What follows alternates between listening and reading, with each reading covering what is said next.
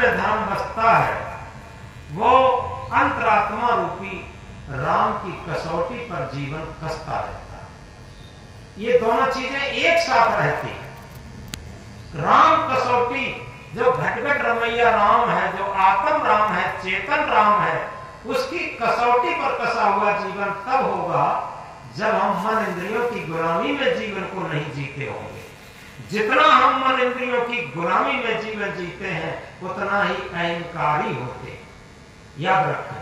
और जितना ही घटघट रमैया राम के तल पर जीवन जीते हैं उतना ही हम निरंकारी होते।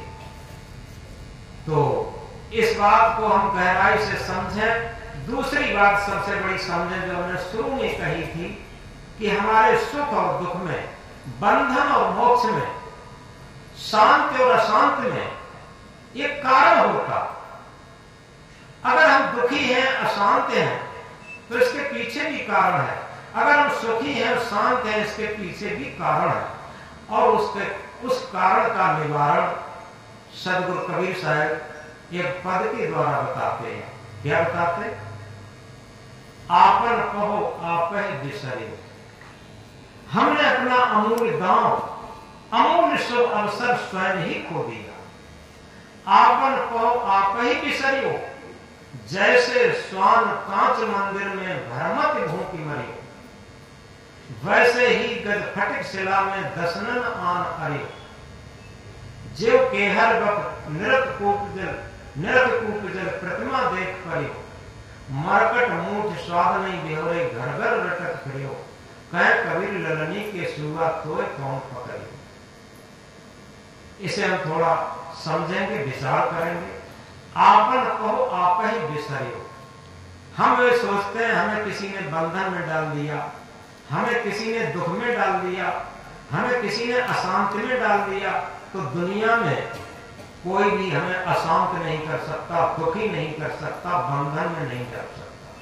हम स्वयं ही अपना बंधन बनाते हैं और स्वयं ही उस बंधन को बना करके उसी में बंधते हैं। हम एक अदृश्य बंधन में पड़ते हैं। इससे पहले एक छोटी सी बात से स्पष्ट करेंगे। ऐसा एक अदृश्य बंधन जिसे हम समझ नहीं पाते, एक उदाहरण से समझेंगे। एक ऊंटों का व्यापारी कई ऊंटों को खरीद करके ला रहा था। तो एक जगह एक गांव में उसे शाम हो गई। उस गांव में वो ऊंटों को रोकना चाहता था।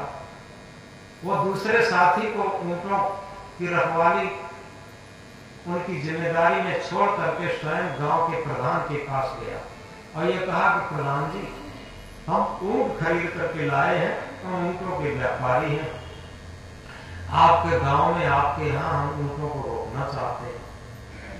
प्रधान ने कहा देखो भाई, ऊंटों को तो रोक सकते हैं लेकिन सारे ऊंट बंधे होंगे, और क्योंकि यहाँ वाले आदेश ज्यादा रखते हैं, किसी के खेत में, किसी के घर में ऊंट पहुंच गया तो उसमें लड़ाई झगड़ा, इसलिए सारे ऊंटों को बांधना, फिर कोई दिक्कत नहीं। तो ऊंट वाले ने कहा ठीक है, सभी को बांध देंगे, कुछ रस्सियां हमारे पास है, कुछ रस्सियां आपको देनी पड़ेगी। तो प्रधान के यहाँ ले जाकर के सारे ऊंट एक घेर में उस ऊंट वाले ने बांधना शुरू किए। जितनी रस्सी थी उससे ऊंट बांध दिए। बांधते बांधते प्रधान के यहाँ से भी रस्सी ली और इसके बाद ही एक ऊंट में रह गया। ऊंट वाले ने कहा प्रधान जी, एक रस्सी अगर होती तो काम चल जाता, एक ऊंट बंधने को रह गया। प्रधान बड़ा अनुभवी था, बूढ़ा था, अनुभवी था। उसने कहा कि अरे एक की क्या बात करते हो, एक ऊंट को बिना रस्सी के ही बांध दो। ऊंट वाले ने कहा बिना रस्सी के कैसे बांधा जाता, कि देखो जैसे तुमने और ऊंटों को पहले गले में रस्सी बांधी, ऐसे ही उस ऊंट को मानो गले में रस्सी बांध रहे, ऐसे उपक्रम करना, और इसके बाद वो रस्सी ले जा करके खूंटे में बांध देना। जैसे खूंटे में बांधते रस्सी कर देना, वो ऊंट समझ जाएगा कि हमने बांध दिया। तो उस वाले ने ऐसा किया, दोनों हाथ उसकी गर्दन में डाले, मानो रस्सी बांध रहे हैं, रस्सी बांधने का किया, और ले जा करके रस्सी और खूंटे में बांध दिया, रस्सी है ही नहीं। तो ऊंट ने समझ लिया कि मुझे भी रस्सी से बांध लिया। अब क्या था, सवेरा हुआ तो उसने सारे ऊंटों की रस्सियां खोल, सारे ऊंट उठ खड़े हुए और जो ऊंट बिना रस्सी का बांधा था उसे उसने डंडा लगाया, डंडे पर भी नहीं उठ रहा। उसने सोचा ये लगता है बीमार है। ऊंट वाला प्रधान के पास गया और ये कहा, प्रधान जी कोई डॉक्टर है गांव में? कि क्यों? कि हमारा एक ऊंट बीमार पड़ गया, वो भी नहीं रहा, हमने डंडे भी लगाए। कि कौन सा ऊंट? कि जो ऊंट बिना रस्सी से बांधा। हमने कहा भाई ये बताओ तुमने रस्सी खोली है उसकी? अरे खोलते कहां, वो रस्सी थी ही कहां? कि नहीं नहीं, जैसे रस्सी तुमने बांधी वैसे ही खोलो, वो बीमार नहीं उठ खड़ा। तो ऊंट वाला जाता है, जैसे रस्सी सब ऊंट की खोली वैसे उसकी खोलने का उपक्रम करता है, जैसे उसकी रस्सी खोली वैसे ही उठ खड़ा हो और ऊंटों के साथ चलने लगा। तो देखो कवि साहब ने कहा बिना रस्सी गर सको बंधा, यानी बिना रस्सी के ही सारा संसार बंधा है। तब किसी के पास कोई रस्सी नहीं है, किसी के यहाँ से नहीं। ये मन ऊंट, कवि साहब ने इस मन ऊंट को समझाया। ये हमारा मन रूपी ऊंट, सबका मन रूपी ऊंट बिना रस्सी के ही बंधा। तो अदृश्य रस्सी से जब मन रूपी ऊंट बंध जाता है, फिर उसी उपकरण से खोलना पड़ता है। और उसी खोलने के लिए सद्गुरु विभिन्न तरीके के साधना पद्धति बताते हैं और उस साधना में कर करके और ये मन मुक्त हो जाता, पता लग जाता किसे करना। कोई कहता है कि हमें मुक्ति लेना है, अरे एक बात बताओ, किसे मुक्त करना है? आत्मा अमर अखंड अविनाशी मुक्त स्वरूप है ही, उसे क्या मुक्त करना? केवल मन को मुक्त करना है। और ये मुक्ति ऊंट अदृश्य रस्सी से बंधा। और उसके लिए कवि साहब कहते हैं, अपन कहो आप ही बिसरी, अपना अमूल्य दांव, अमूल्य अवसर, क्या ये नरम सृष्टि में श्रम और प्राणी ये मनुष्य शरीर ही, ये समझो ये अमूल्य है और इसे हमें व्यर्थ में खो दिया, स्वयं ही व्यर्थ में खो दिया।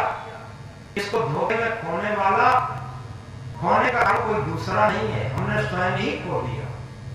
जैसे स्वर्ण कांच मंदिर में उदाहरण देते हैं, जैसे एक कुत्ता कांच के मकान में घुस जाए, जो शीशे का मकान हो, और शीशे के मकान में जब कुत्ता इधर देखेगा तो उसे अपनी आकृति दिखाई देगी, और जब देखेगा दूसरा कुत्ता है तो भौंक भौंक करके जीवन भर अपना भौंक भौंक करके कुत्ता पड़ जाएगा। जैसे स्वर्ण कांच मंदिर में धर्मत भूखी मरे, वैसे ही गज सेवा में दशनन आन आए। हाथी जंगल में स्फटिक पत्थर होता है, सफेद स्फटिक पत्थर बिल्कुल शीशे से चमकता है, और उस स्फटिक पत्थर पर जैसे ही वो पहुंचता है तो दर्पण की तरीके से उस स्फटिक पत्थर में हाथी को अपना प्रतिबिंब दिखाई देता। उसे लगता है कि इसमें कोई दूसरा हाथी है। तो हाथी क्या करता है, सूंड और मस्तक पटकना शुरू कर देगा। जब मस्तक पटकता है उस स्फटिक पत्थर में तो उसे लगता है कि वो अंदर वाला हाथी हमारे सर में सर मार रहा है, और स्वयं पत्थर में सर मार रहा है, लगता है दूसरा हमारे सर में सर मार रहा है। तो वैसे ही गज फटिक शिला में दशनन आन आयो, यानी दांत और मस्तक पटक करके वो सोचता है किसी हाथी को मारे और हाथी मुझे मार रहा है, ऐसे पटक करके वो प्राण त्याग देता। वैसे ही गज फटक शिला में दशनन आन आयो, जो केहर बप निरत उपजर प्रतिमा देख करे। केहर कहते सिंह को। किसी जंगल में एक कहानी आती है, किसी जंगल में शेर रहता था, शेर जंगल का राजा माना जाता है। कई जानवरों ने आपस में मीटिंग की कि हम लोग सिंह की वजह से, डर की वजह से भोजन नहीं कर पाते हैं और स्वतंत्र विचरण नहीं कर पाते हैं। हम लोग ऐसा करें, एक मीटिंग तय करें, सिंह हमारे जंगल का राजा है और हम लोग क्रमशः एक एक जानवर रोज उसके पास पहुंचते रहे, उसकी भूख शांत हो जाए, हम लोग स्वतंत्र विचरण करते हैं। ये मीटिंग में पास हो गया। तो ऐसा क्रम चलता रहा। एक एक जानवर सिंह के पास पहुंचता रहा। सिंह से कहा, भाई हम लोग आप शिकार खेलने की जहमत क्यों पड़ेंगे, शिकार खेलना कष्ट क्यों पड़े, हम लोग के पास नंबर बाई नंबर आते रहेंगे और हम लोग जंगल में स्वतंत्र विचरण करते रहेंगे। सिंह ने कहा ठीक है। एक दिन था खरगोश का नंबर, और खरगोश बहुत छोटा जानवर होता है। खरगोश ने सोचा कि मरता क्या करता, हमें मरना तो है ही है। उन्हें एक युक्ति लगाई। क्या युक्ति लगाई? वो देर से गया सिंह के पास, धीरे धीरे बहुत देर से गया, और भूख की वजह से सिंह दहाड़ने लगा गुस्सा के मारे। और खरगोश ने बड़ी विनती पूर्वक कहा कि महाराज आप हमें खा लीजिए, हमें मालूम है आप भूखे हैं और हम छोटे जानवर हैं, छोटे जानवर दे करके आपको क्रोध आ रहा होगा, लेकिन हम छोटे होने के बावजूद दो लोग आ रहे थे, दो भाई। लेकिन एक बात बताएं, जंगल के राजा आप हैं या दूसरा भी कोई? वो बुलाया कि मेरे रहते दूसरा राजा कैसे हो सकता?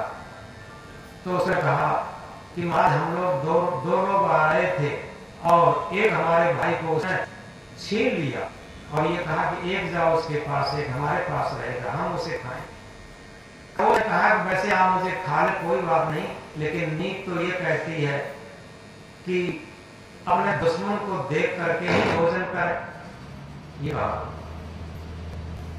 तो सिंह मारे क्रोध के भड़का और ये कहा कि बता मेरा दुश्मन कहां है, पहले उससे ही निपटूं। अब देखो खरगोश क्या करता है, आगे आगे खरगोश चलता है, पीछे पीछे सिंह। खरगोश ने कहा कि देखो ये गुफा है और उसी के पास बैठा था, हम चल रहे हैं। और फिर धीमे धीमे चलता, वैसे खरगोश बहुत तेज दौड़ लेता। सिंह ने कहा बहुत धीमे चलता है, तू ऐसा कर मेरी पीठ पर बैठ ले और बता फिर किधर चलना। खरगोश सिंह की पीठ पर बैठ करके और घुमाते घुमाते उधर एक जंगल में कुआं था वहां पर ले गया और ये कहा देखो महाराज इसी गुफा में वो छिप गया है आपको देख करके।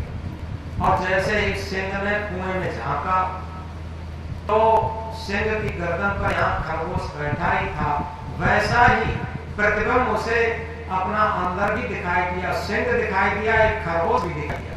उसे निश्चय हो गया कि दूसरा खरगोश जरूर आया, यहाँ दूसरा भी सिंह है, उसी ने छीन लिया और अंदर गुफा में बैठा। उस सिंह को देख करके और क्रोध में आकर के दहाड़ लाई और दहाड़ लगा करके एक ऐसी दहाड़ लगाई वो उसमें मारे क्रोध के एकदम जंप लगाया, कूद गया और जैसे ही कूदा खरगोश बाहर कूद गया, खरगोश हट गया और सिंह कुएं में जा गिरा और उसमें उसके प्राण चले गए। देख पाई इस सिंह को किसी ने नहीं मारा, स्वयं अपने क्रोध और अहंकार में ही गया। इसके बाद मरकट मुठ स्वाद नहीं देवरे घर घर रटत थे। कवि साहब ये उदाहरण देने के लिए समझा रहे। मरकट कहते हैं बंदर को। मदारी जब बंदर को फंसाता है तो क्या करता है, एक सुराही लेता है और जमीन में गाड़ देता है, उसका मुंह ऊपर खुला रहता है और सुराही में चना भर देता, कुछ सुराही के बाहर चना बिखेर देता। अब बंदर आता है तो बाहर की चना दिखाता, फिर सुराही में अपना हाथ डाल देगा और हाथ डाल करके और अंदर चना भर देता मुट्ठी में, और मुट्ठी के भरे हुए चने फिर मुट्ठी सुराही के मुंह से निकल नहीं पाती। अब बंदर क्या समझता है कि सुराही ने मुझे पकड़ लिया, अब चुपचाप वहां बैठ जाता। अब उसे इतना विचार नहीं था कि हम ये चने को छोड़ दें, भारी हो जाएगी, हमारा हाथ निकल आएगा। तो क्या सोचता है कि इस सुराही ने मुझे पकड़ लिया, और फिर क्या होता है, वो चुपचाप बैठ जाता, मदारी आता, दो डंडा लगाता और गर्दन में जंजीर लेकर के उसे बांध लेता, फिर घर घर नचाता फिरता है, मांगता फिरता है बंदर के सहारे से।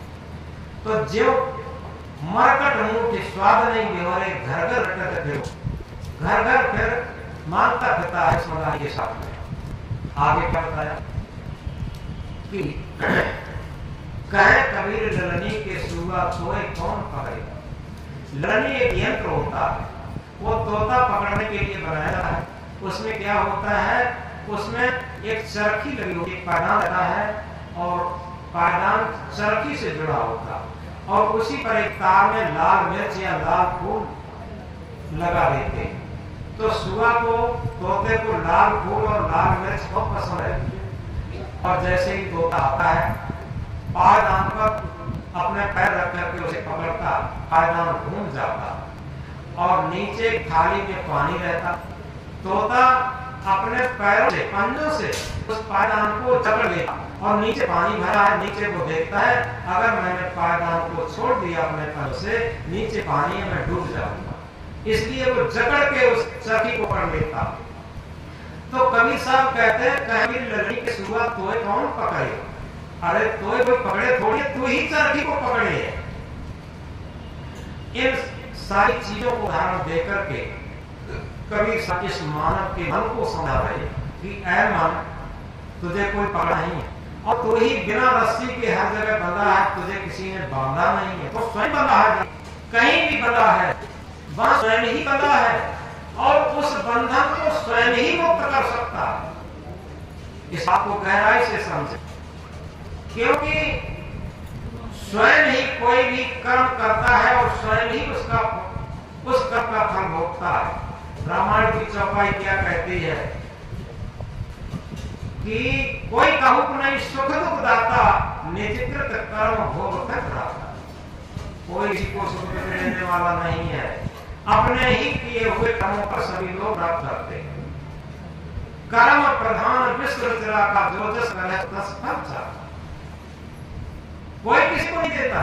हम आत्मा परमात्मा के सारे बैठे रहते हैं, वो ऐसा करता, वो ऐसा करता, व्यर्थ में किसी को दोष लगाते। जब तक हम अपना दोष नहीं समझेंगे, तब तक वास्तव में हम सावधान नहीं होंगे।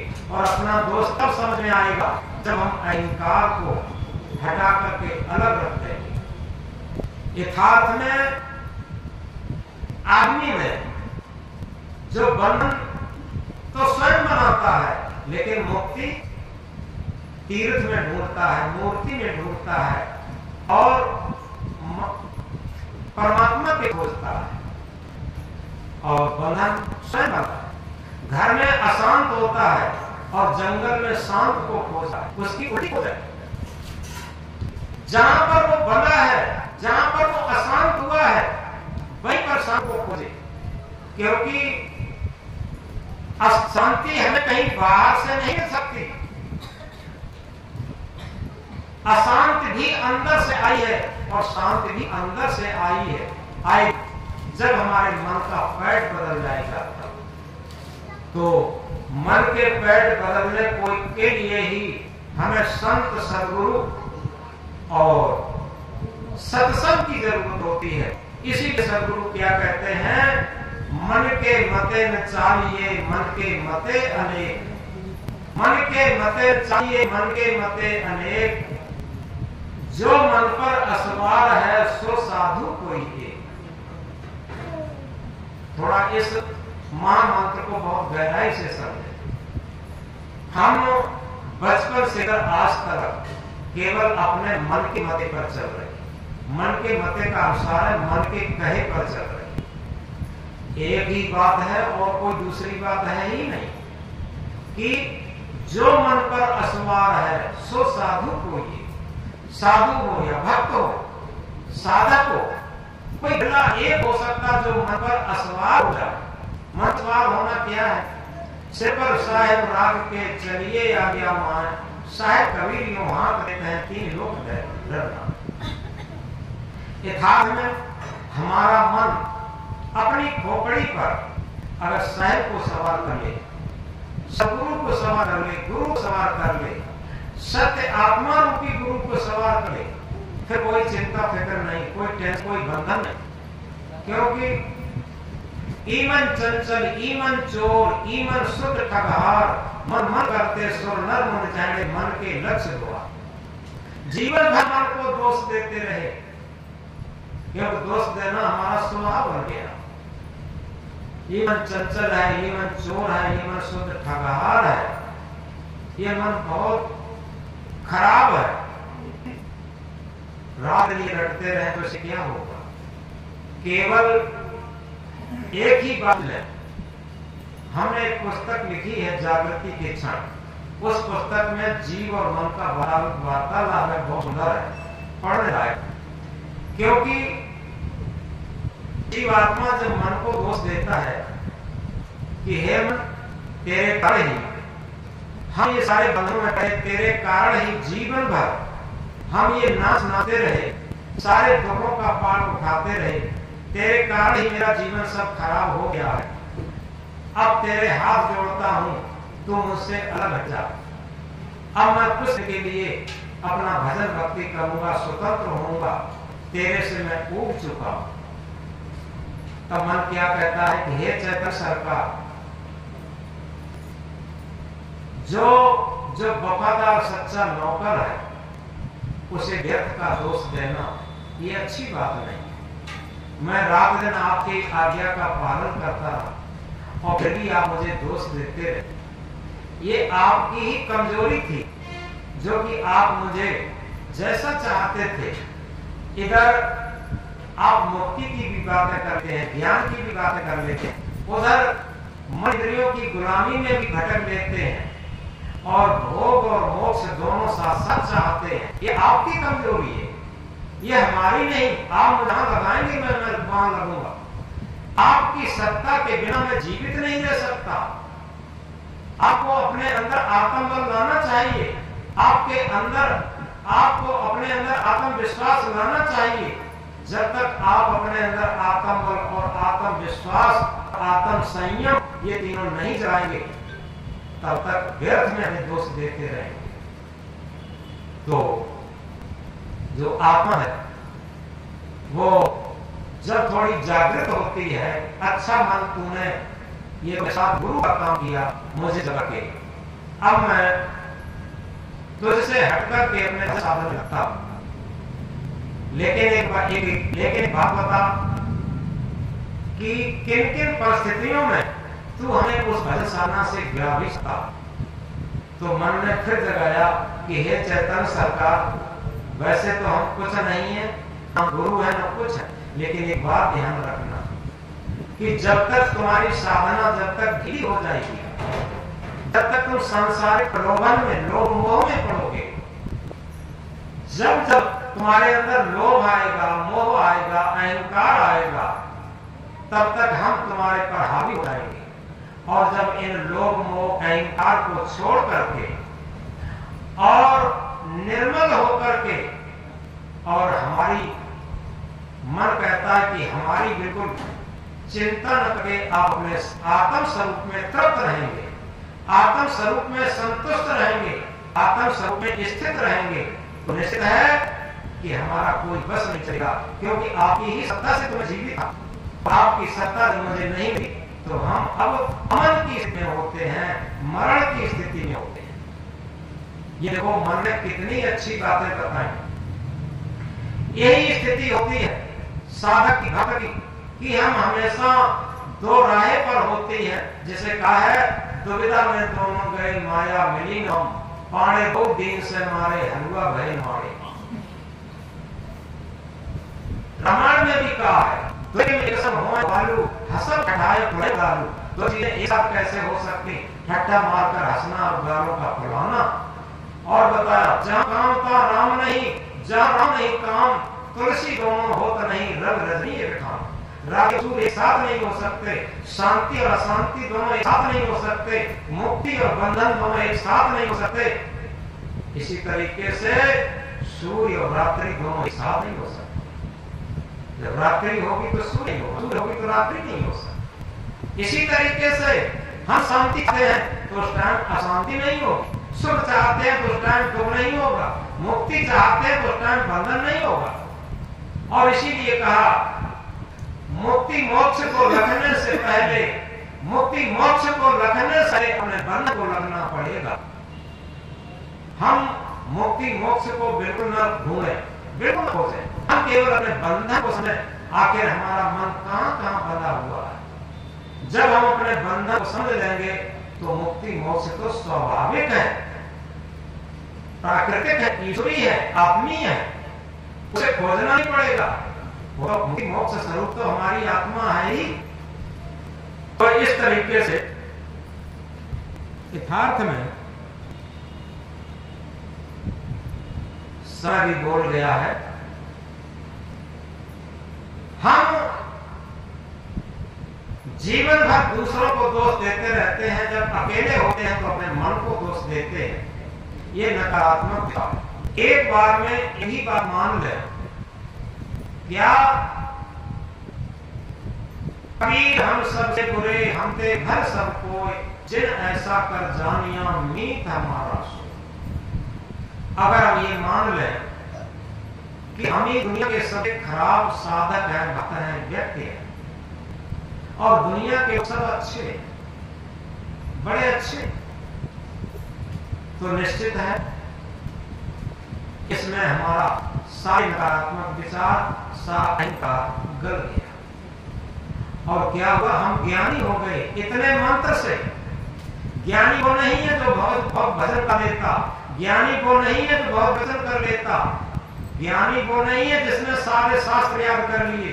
ज्ञानी वो है जो अपने अज्ञान को देख देख करके निकालने का प्रयत्न करता, वो ज्ञानी। जब हम अपने अज्ञान को समझने लगे, अपनी बुराइयों को देखने लगे, अपनी गलतियों को देखने लगे, जब गलतियों के दृष्टा बनना शुरू हो जाते हैं, ये बात बहुत गहराई की है और बहुत मोर इंपॉर्टेंट है कि हम अपनी गलतियों के दृष्टा बने, अपने मन के दृष्टा बने।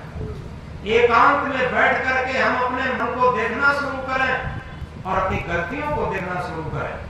ये क्या है? ये सच्चा भजन है, ये सच्ची भक्ति है और आत्म परमात्मा साक्षात्कार का ये सच्चा स्वरूप है।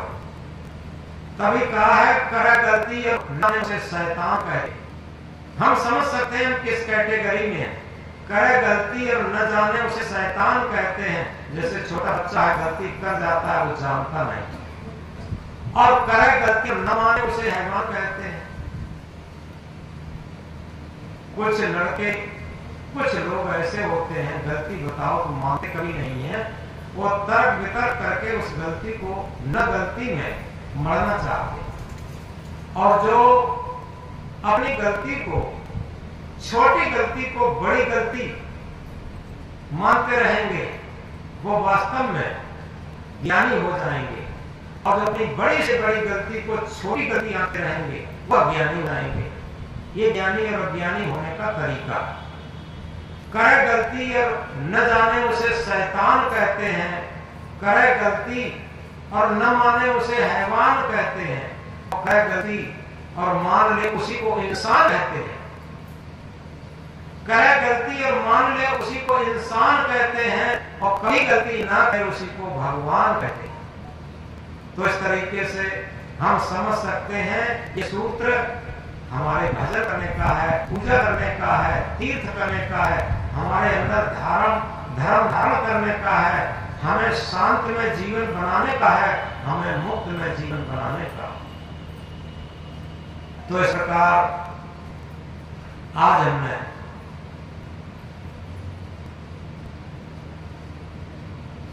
एक कबीर साहब के एक मंत्र पर थोड़ा निवेदन किया, जाके धर्म सदा हृदय रहे, राम कसौटी कसते रहे। जिसके हृदय में सदा धर्म बसता, वो हमेशा घटघट निवासी राम की कसौटी पर अपना जीवन चला रहा है। उसकी कसौटी में अपने जीवन को कसता रहेगा। ये जीवन की बहुत ऊंचाई है, क्योंकि हम मन की कसौटी पर, लोभ की कसौटी पर, मोह की कसौटी पर, अहंकार की कसौटी पर जीवन को कसते हैं।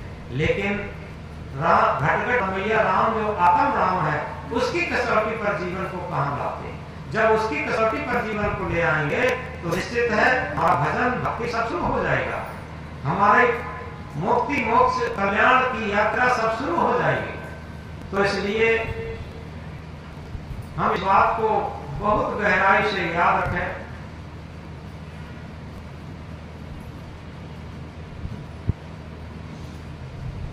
क्या कि हम अपनी गलतियों को, बड़ी बड़ी गलतियों को छोटी करना ना सीखें, छोटी छोटी गलतियों को बड़ी करके देखना शुरू करें और उसके दृष्टा बनना शुरू करें। ये भजन। और जिस परिवार में हम रहते हैं, जहां भी रहते हैं, हमेशा ये दृष्टिपात करें कि किसी तरीके से हमसे गलती न हो जाए। यथार्थ में ये धर्म का स्रोत है, ये आत्मा का स्रोत है, ये घटघट वासी रमैया राम का स्रोत है। और यही जितने भी महापुरुष हुए हैं उनका यही स्रोत है कि हम गलतियों से रहित जीवन बनाएं। और इसी के लिए सत्संग की जरूरत होती है। जीवन जौवन राजमद अविचल रहे न कोई, जो सत्संग में जीवन का फल हो। यथार्थ में संतों का सानिध्य, संतों का सत्संग, ये हमारे जीवन को महान बनाता। और जिन महापुरुषों को मानते हैं, आगे 22 जून को कबीर जयंती का महान पर्व, आखिर हम विचार करके देखें, केवल जयंती हम पूरी कचौड़ी खाकर के, प्रसाद खाकर के और जयंती मना ली तो क्या होगा? कबीर जयंती यथार्थ में कबीर साहब के मंत्रों में से किसी मंत्र को हम अपने जीवन में उतार लें, ये कबीर जयंती मनाना सार्थक हुआ। कबीर साहब को उनकी स्मृति में अपने आत्मा के भाव, श्रद्धा समर्पित करना ये सार्थक हुआ। उनके सूत्रों को अपने जीवन में देखो कितना सृष्टि देता है। साईं इतना दीजिए जामे कुटुंब समाए, मैं भी भूखा ना रहूं साध भूखा जाए। अब यहाँ पर कोई भी प्रॉब्लम किसी के लिए नहीं होती, बड़ी संतुष्टि आ गई। एक बात यहाँ पर बहुत मोस्ट इंपॉर्टेंट बता दें, हमें जीवन में एक बात लगती है कि कबीर साहब ने महामंत्र कहा है, जो जल बाड़े नाव में घर में बाड़े दाम, दो हाथ लीजिए यही सयानों का। इस महामंत्र को लोग क्या समझते होंगे और क्या बूझते होंगे, क्या जानते होंगे? यथार्थ में इसका वैज्ञानिक कारण, कबीर साहब बहुत बड़े आध्यात्मिक विज्ञानी थे। जिस तरीके से जल में वो नाव में जल बढ़ाता, कोई सुराख हो, चटका हो, दरार उससे, तो उसे निकालने का जल्दी जल्दी प्रयास करते कि डूब न जाए। इसी तरीके से घर में बाड़े दाम, दाम का अर्थ क्या है?